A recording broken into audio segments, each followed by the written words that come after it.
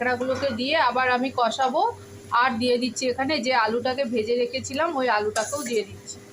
দিয়ে আমি একসঙ্গে এবার মশলাগুলোকে কাঁকড়া আর আলুর সঙ্গে কষিয়ে নিচ্ছি।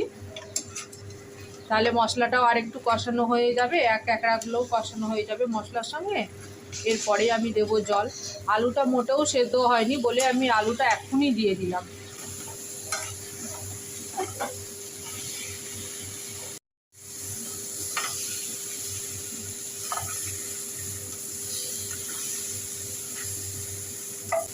এই দেখো এই স্যুপটা,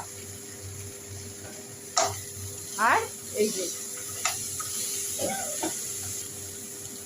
এটা ভালো করে মশলার সঙ্গে কষানো হয়ে গেছে।